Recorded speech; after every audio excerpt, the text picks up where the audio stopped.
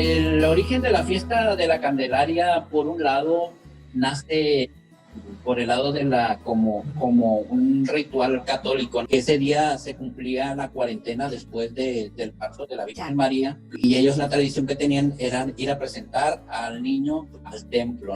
Y en la ocasión de la Virgen María, del niño Jesús, llevaron candelas y que fueron bendecidas.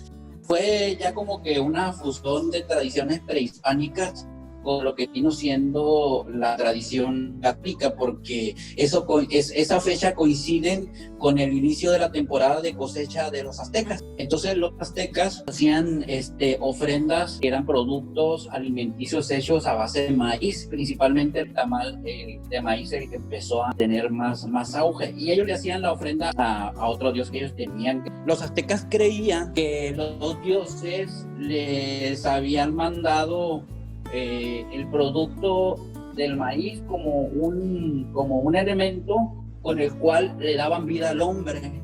Por eso para ellos era sagrado el maíz.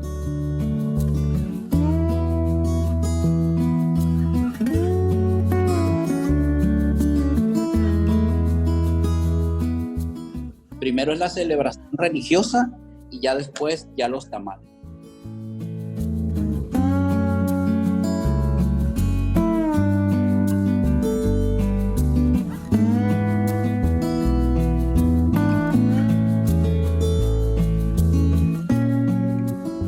Cook the ribs with 2 garlic cloves, onion, and salt to taste.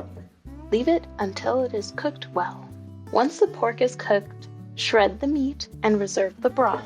Put the red chilies, 1 garlic clove, a pinch of oregano and pepper, and a clove in the blender and blend it. Set aside half. Fry the shredded pork, and when it is well browned, combine it with the rest of the red chili and add a little salt to taste.